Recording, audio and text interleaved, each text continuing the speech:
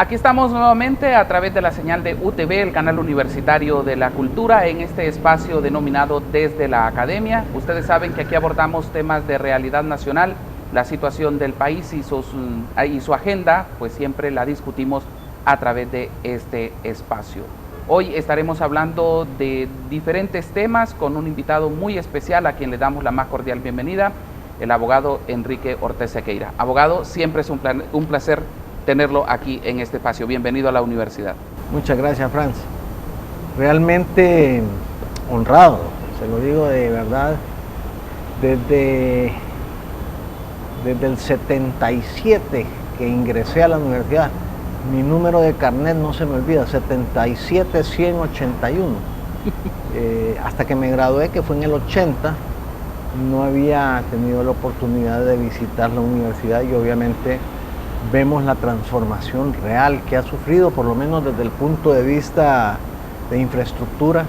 Qué belleza de instalaciones las que tienen, hay que felicitar esa gestión y ese legado de Julieta Castellanos, que no hay duda alguna impacta. Qué lindo es estar en este clima tan bello y ojalá que hablemos de cosas bonitas y no de la tragedia que vive este país. Pero bueno, aquí estamos, muy honrados.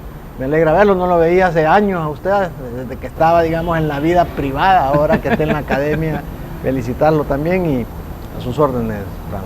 Muchísimas gracias y como le digo, siempre bienvenido a este espacio. Gracias. Hoy estaremos hablando con el abogado pues de diferentes temas. Queremos hablar un poco de cómo analiza él la actual administración de gobierno, cómo visualiza este proceso para la elección de los nuevos magistrados y nuevas autoridades de la Corte Suprema de Justicia, el ambiente dentro del Congreso Nacional. Vamos a tratar de despejar todos estos temas con nuestro invitado. Abogado, iniciamos hablando un poco sobre el nuevo gobierno. Bueno, ya son 8 meses de estar al frente del país. ¿Mira alguna iniciativa o cómo lo evalúa usted? Yo creo que sería injusto y además fuera de contexto partir de hace 8 meses. El país no nació hace 8 meses. Lo que hoy estamos viviendo, lo hemos vivido por décadas, obviamente desde que volvimos a la vida republicana, pero lo que hemos vivido los últimos 12 o 15 años es lo que nos ha marcado profundamente como nación. Y tenemos que remontarnos a esos 15 años. 15 años que tal vez iniciaron con el 2009, con el famoso golpe de Estado que dividió y fraccionó y partió no solo familias, sino que la sociedad hondureña. Hubo una enorme dificultad y sigue existiendo esa enorme dificultad para que nos entendamos como hermanos hondureños, que todos apuntemos en la misma dirección para superar el subdesarrollo, el fanatismo, la ideologización que se está dando en este momento por muchos sectores.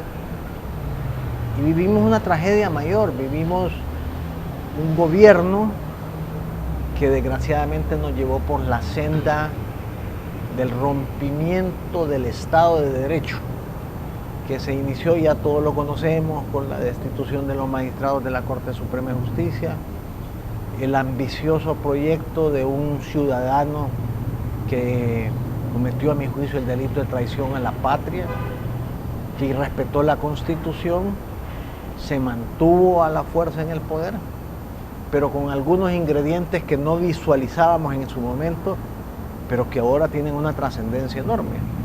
Es la corrupción, el lavado de activos y el narcotráfico. Es decir, parece ser que esos eran los elementos o los pilares fundamentales sobre los cuales descansaba algo que fue catalogado como un narcopartido, que es el Partido Nacional de Honduras, y no lo dice Enrique Ortiz, lo dijeron los fiscales de Nueva York. Un narcopresidente que hoy está allá enfrentando la justicia americana, y también un narcoestado. Y ahí es lo delicado de esto, es decir, en nuestro país era mucho más importante ser un narcoempresario que un empresario. Un narcoempresario que entró a desfigurar la totalidad de las instituciones, porque afectó los partidos, afectó la empresa, afectó la banca, afectó el comercio, afectó las instituciones productivas del país. El narcotráfico no tiene color político ni se matricula con alguien, se matricula con la cantidad de dinero que se gana, con la cantidad de gente que se mata y con la cantidad de ajuste de cuentas que se hace. Entonces se desfiguró el Estado. Afortunadamente se descubrió esa trama y después de haber pasado 2 procesos electorales donde tenemos un sistema antidemocrático, y se lo digo como ex magistrado del organismo electoral, y me dirá usted, ¿por qué antidemocrático? Porque aquí no gana el que tiene mayoría. Aquí el que gana es el que tiene un poquito más de votos que el esparcimiento de los votos entre los otros sectores. Entonces, no solo golpeamos la economía, no solo golpeamos la moralidad, no solo golpeamos las estructuras productivas, sino que golpeamos la democracia. ¿Y cómo hacíamos entonces para quitarnos de encima al Señor de los cielos hondureño? Hombre, había que hacer coaliciones, unirnos todos, y afortunadamente se dio la coyuntura. Me parece que el principal logro que tenemos que recordar hoy, 8 meses después, es que salió quien le hizo un enorme daño al país, desde el punto de vista económico, desde el punto de vista institucional, desde todo punto de vista, y hoy estamos todos esperando la sentencia que creemos no va a ser menor que la de su hermano, que es cadena perpetua. ¿Qué pasa entonces? ¿Y por qué empiezo con este preámbulo? Porque estos 8 meses dependen muy fuertemente de lo que se hizo durante esos 12 años. Yo no sé si usted era un muchacho travieso cuando estaba en el colegio, yo era un pícaro de primera marca. Entonces, me acuerdo que nos parábamos y tirábamos el lápiz en el suelo y le amarrábamos los cordones de los zapatos al que teníamos al lado. Entonces, cuando aquel se quería parar, estaba todo enredado y se caía. ¿Y por qué le hago esta imagen? Porque me parece que, sin duda alguna, eso pasó durante 12 años. El Estado de Honduras no era el que veíamos formalmente y el que creíamos que manejaba el país. Había un Estado paralelo que tenía solo un capitán a bordo, que era el dictador. Y ese dictador ejecutaba sus políticas en función de la corrupción, lavado de activos y narcotráfico. Y ahí es que vemos casos como los hospitales médicos, el caso de Seguro Social, y ahí desafortunadamente se involucraron sectores de la oposición política, Partido Liberal, nacionalista, de todos los sectores que estaban al son del Masari, del billete, del tilín, como decía Pineda Ponce. ¿Qué sucedió cuando se llega entonces al poder por parte de la única presidenta que ha llegado, de la única mujer que está comandando? Bueno, se encuentra que tiene que empezar a desamarrar los cordones, porque está tropezando y tropezando y tropezando. Y yo creo que no va a terminar de desamarrar los cordones hasta dentro de un año. Es decir, cuando pase un año de gobierno. Y vimos los primeros intentos de que eso fracasara. Y sigue una política de que este gobierno fracase, porque el Partido Nacional, a mi juicio, que es un partido sumamente golpeado, no puede apostar en el próximo proceso electoral a su fortaleza, sino que a la destrucción de los demás para que tenga posibilidades de retornar al poder. ¿Cuál fue el primer destello, digamos, de esa intentona de darle duramente un revés a quien había ganado la presidencia? Bueno, apoderarse al Congreso. Y usted recuerda la crisis con Jorge Cálix, donde se comprobó que los fondos venían del Partido Nacional y de Juan Orlando Hernández, y que intentaron apoderarse del Congreso, que hubiera sido nefasto, porque hubiéramos tenido una presidenta sin un Congreso, y ahora seguramente que si eso hubiera estado cooptado, la Corte Suprema de Justicia también la perdería. Entonces estaríamos en una situación muy difícil. Creo que a pesar de todo, se han ido por los caminos adecuados. Se está tratando de revertir todo eso, pero hay enemigos por todos lados. Afortunadamente tenemos una mujer, fíjate, y creo que las mujeres a veces tienen más pantalones que los hombres y no ha perdido su enfoque. Tal vez no el que la gente en general desea, pero sí creo que ha demostrado que en los momentos difíciles se ha plantado. Y creo que se va a seguir plantando. Y el punto de quiebre para cerrarle, digamos, este primer capítulo, creo que va a ser la elección de la Corte Suprema de Justicia. Ese va a ser un tema sumamente importante para que podamos evaluar cuál va a ser el rumbo del país. Si esa Corte Suprema de Justicia genera caos, si está involucrada en actos de corrupción, de negociaciones y del tilín, y pueda caer, que lo dudo mucho por las circunstancias que se están dando, en manos del adversario, en este caso Partido Nacional de Honduras, que Dios nos agarre confesado. ¿Usted cree en esas en esas opiniones que han dado algunos hondureños, en el cual señalan que no gobierna ella, sino que gobierna su esposo, el expresidente Zelaya? ¿O usted cree que en verdad es ella la que está tomando las decisiones del país? Mire, hay que entender que hay un esquema desestabilizador. Se quiere desestabilizar el Estado, se quiere desestabilizar quien ganó el poder. Y dentro de esos argumentos, ese es uno de ellos. No hay que desconocerlo. Quieren minimizar la capacidad y el talento de una mujer que tiene más que ganado sus galones, a mi juicio. Los ha demostrado en la calle, los ha demostrado en sus planteamientos, los ha demostrado con su discurso, y lo ha demostrado aguantando a Mel Zelaya todo el tiempo, que lo ha aguantado cuando ha estado casado. Es decir, ese es un tema que trata de ponerle ingredientes negativos al gobierno. Como va a venir el otro tema, el de la izquierda, el de decir que aquí los medios de comunicación peligran, que vamos a un estado socialista como Venezuela. Me parece que las condiciones no están dadas, y voy a rescatar algo que dijo el expresidente Zelaya.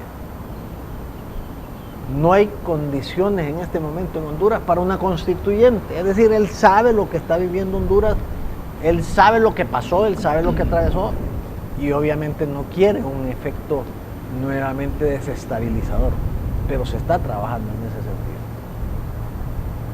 Por otro lado, fue mi primera dama cuando ella era liberal, y durante la campaña que yo quise ser alcalde y me ganó Ricardo Álvarez, la vi acompañarme en los diferentes barrios y colonias, y no solo es una mujer sensible, sino que es una mujer capaz, es una mujer entregada, una mujer leal y de muchos principios, y yo creo que lo ha demostrado. Y les ha ido ganando las batallas a todos. Le ganó la batalla en el Congreso, le ganó la batalla en la candidatura a la presidencia, y creo que va a seguir en ese paso. Es prudente, mide sus palabras, no busca el enorme protagonismo. Y la figura de Mel Zelaya es una figura muy fuerte también, que de alguna manera él creo que ha tratado incluso de estar un poco más opacado para no generar esa controversia que usted menciona. ¿Estará buscando libre el control de la Corte Suprema de Justicia? Todos la están buscando. No solo libre. La buscan los liberales, la buscan los nacionalistas, la buscan la... Es parte del esquema de lucha de poder. Acuérdense que se lo voy a poner de esta forma. Se maneja por un sector, específicamente por el Partido Nacional, que la actual directiva del Congreso es... ilegal. ¿Qué pasaría si la Corte la ganan los nacionalistas? La Corte diría, efectivamente, que la Junta Directiva es ilegal. ¿Para dónde va el país? ¿Quién fue, digamos, el elemento sustancial que provocó el golpe de Estado la vez pasada? Una decisión de la Corte Suprema de Justicia. Entonces, ese es un tema delicado y por eso le decía yo que vamos a empezar a ver los cimientos de lo que va a ser el desarrollo de Honduras una vez que determinemos cómo queda integrada la Corte. Le voy a dar las diferentes tesis para que las hablemos, porque los políticos empiezan a dar sus propios logaritmos y sus propias fórmulas para hacerlo. Libre quiere 8 y la presidencia del Congreso. Es decir, aspira y va a luchar por eso. 8 magistrados. Sí. Los nacionalistas quieren los 15. Esos son aborazados. Pero dentro del plano realista, ellos creen que van a tratar de buscar la mayor cantidad de magistrados. Si no pueden 8, 7. Si no pueden 7, 6, 5, 4. Pero van a tratar por el número mágico que ellos tienen, porque ellos tienen el número de 44 diputados que sin ellos no se elige la Corte. Van a tratar de tener la mayor cantidad de magistrados. ¿Para qué? Para que el narcotráfico, lavado de activos y corrupción no les caiga tan duro como les ha estado cayendo. Los liberales quieren 5, 5 y 5. 5 de Libre porque dicen que queremos la equidad, 5 del Partido Liberal y 5, pero andan fuera de la realidad, como un partido que tuvo un resultado tan tibio y raquítico, diría yo, como en el último proceso puede aspirar a eso.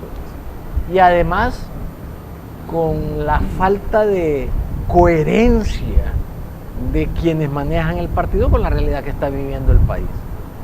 Entonces, por eso le decía yo, vamos a tener una corte realmente politizada, como nunca antes, o vamos a tener abogados que tengan una tendencia política, pero que van a poner el interés de la justicia sobre el interés partidario. Si usted me pregunta, yo creo que vamos a tener la corte más política que nunca habíamos visto. Pero eso es una realidad. Y lo que está viviendo el país es fruto de todo lo que se ha acumulado durante esos 12 años. El golpe, el fraccionamiento de la democracia, el narcotráfico, el lavado de activos y la corrupción.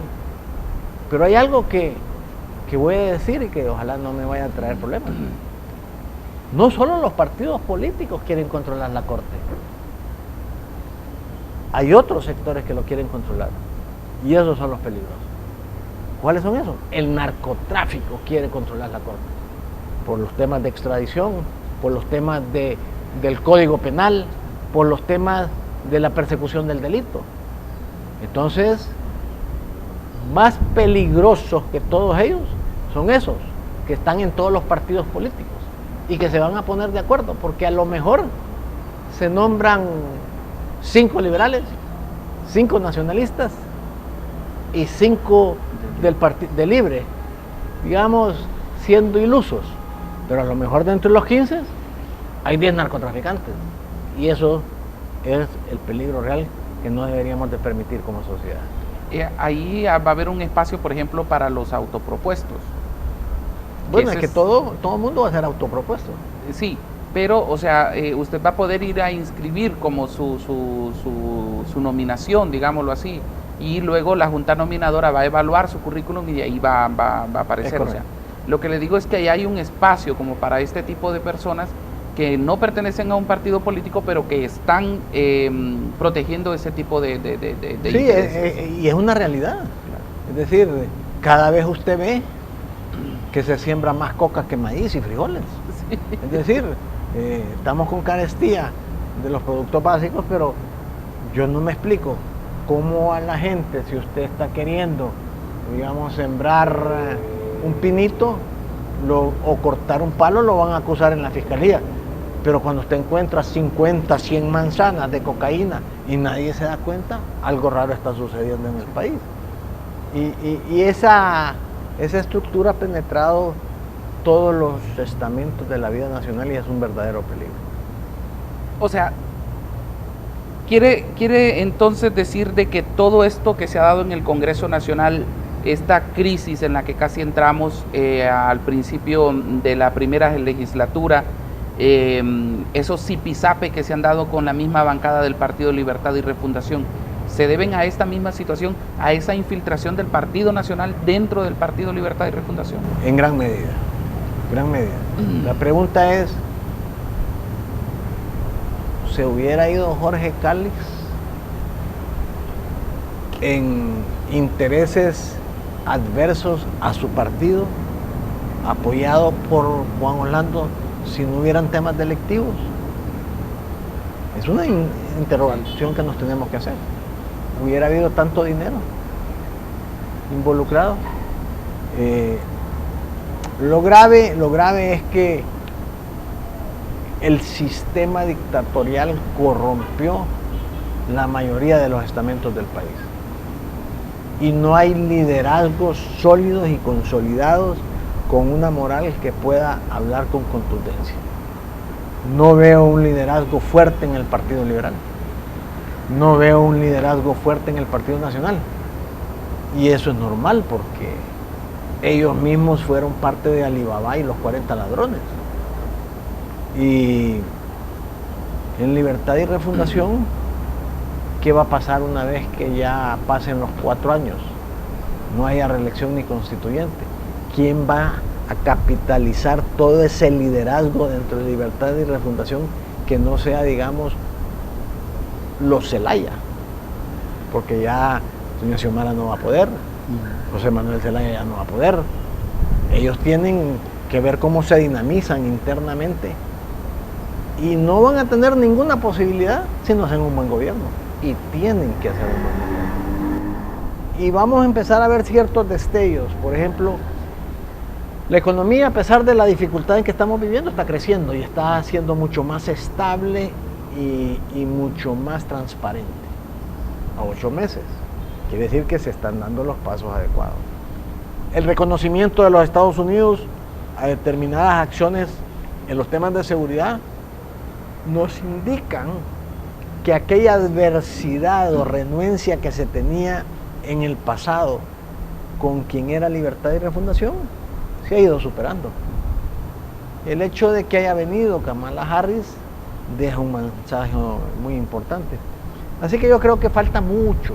Estamos muy verdes todavía en el panorama político para saber qué va a pasar. De aquí a un par de meses o un par de años, o no sabemos cuánto tiempo, cuando las Cortes de Nueva York empiecen a dar su veredicto, sobre todo con el expresidente, y ahora que han decretado en secretividad todo lo que va a decir el Tigre Bonilla, a saber cuántos más van a ir en la colada y a saber qué repercusiones va a tener todo eso en la vida política del país. Abogado, ¿Luis Redondo es la persona indicada para ser presidente del Congreso Nacional? ¿Hicieron buena escogencia en ese caso? Yo diría que es el más decente de todos ellos. Y le guste o no le guste, él es el presidente. Ahora, como dicen en Olancho, esta es la mula y hay que jinetearla. y cualquier cosa podrá tener Luis Redondo, pero dice las verdades, se ha mantenido firme.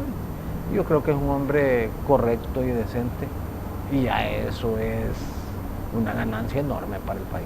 ¿Y en algún momento podrán